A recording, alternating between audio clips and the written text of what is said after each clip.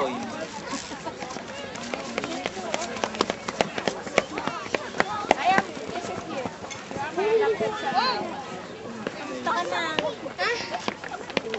Papaalam ka sa nanay ko. Okay. Wherever I'm going.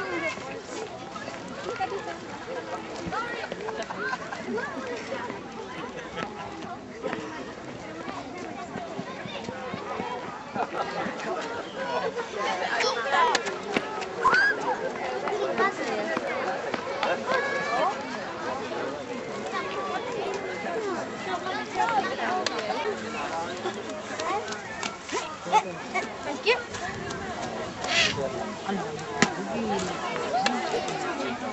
Hindi bukas may itinit.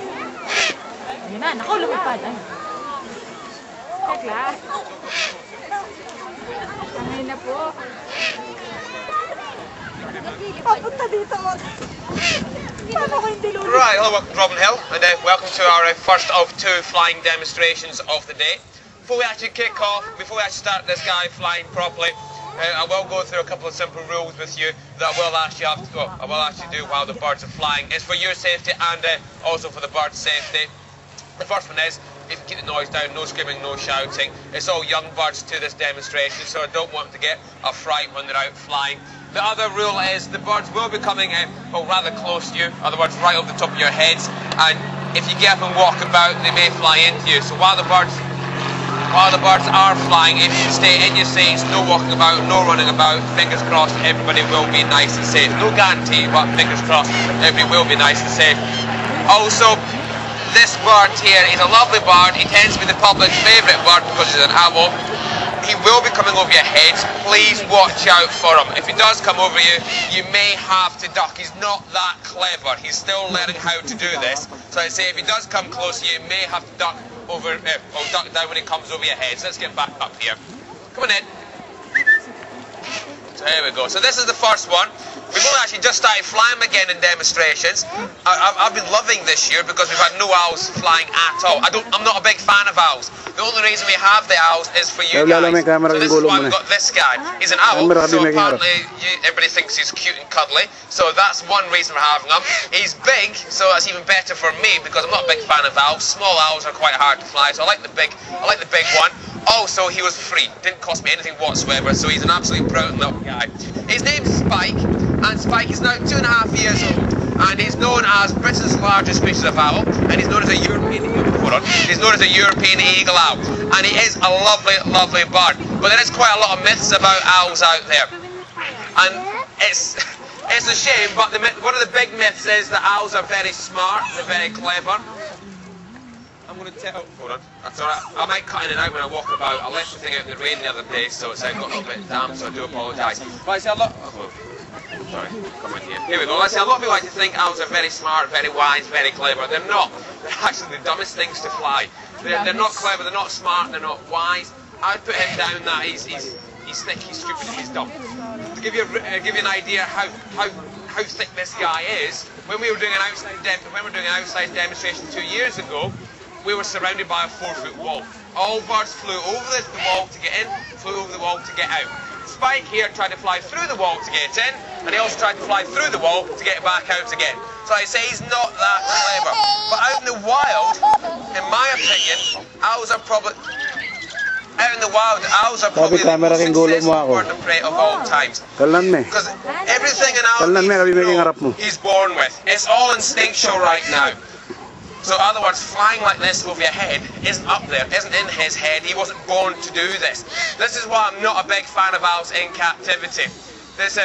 I've got to make him believe he's something that he's not. And what I've made him believe that he is one of us.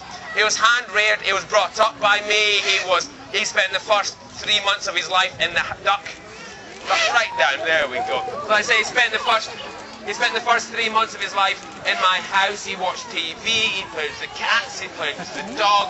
The only reason he actually left the house was because he got rough with the cats one day, and the cats really became a meal for him, so he had to leave the house for the safety of the cats. But I say he is a great, great bird. He's friendly with humans, he flies for everybody, he does all my courses, he does everything the business has. But we've got to be very, very careful with Spike. Like I say, he's cute, he's cuddly, he's nice at flying, but Spike's actually the most evil thing I've got. This bird here would love to eat all my other birds, and he's tried to eat all my other birds. So where we keep our birds, we've got a nice big barn that they stay in. Inside the barn, my birds stay. Spike has got an aviary inside the barn, and inside that aviary, he's got another aviary. Just in case he gets through the first one, he can't get through the second one. We've got to be very careful, because like I say, here he comes. He's getting really good, because this guy here, he is really, really nice. But in his mind, he's competing for me.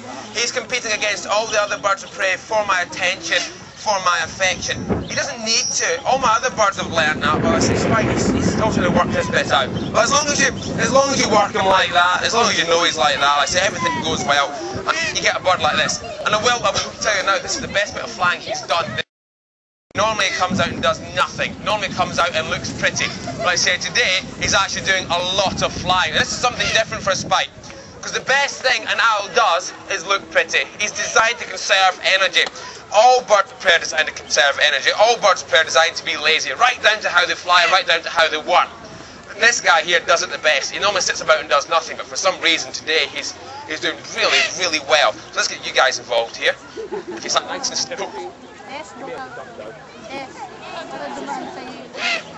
Right. Magpapadaan ka to, sisigaw. Nice and still.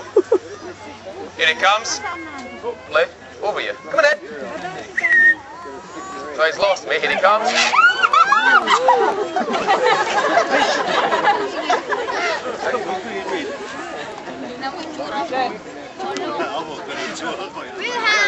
He was terrible.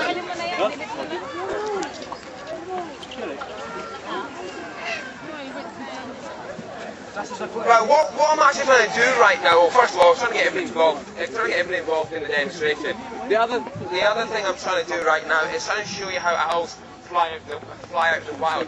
And that's one of the big things we do at our demos now. We don't do tricks with the birds. You'll never see my birds doing loop-the-loops. You'll never see them flying through your legs or flying through your arms, because they don't do it out in the wild.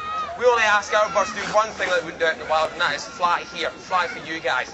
So what I'm trying to do now, and if you listen out, hopefully this time, you won't be able to hear Spike. That's if he keeps his mouth shut just for a couple of seconds. So here we go. This is the good thing about an owl. They're silent flyers. Here we go. Here we go. Come on in. He's confused right now. I'm over here. So I've had Spike fly to the speaker before looking for me, so just give him a second. Come on. Let's try one last bit. Let's try black whale. Let's see if he falls for that big piece of food. Come on in! Big piece. Big piece. There we go. Right, listen now. Hopefully you won't be able to hear him. So like I said, if he does manage to keep his beak shut just for a few seconds, he is a very, very silent flying bird. And he is good at what he does. So like I say, if we keep it simple, if we don't try and push him too hard, keep his demonstration simple, he is really, really good. Right, you guys here, stay nice and still. It's been quite a hard one for him.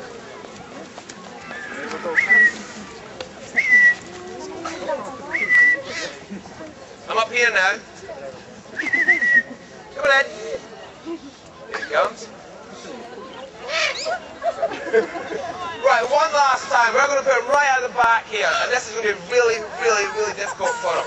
He's got the wind behind him, so this time when he comes down, you will have to duck. So give me a second.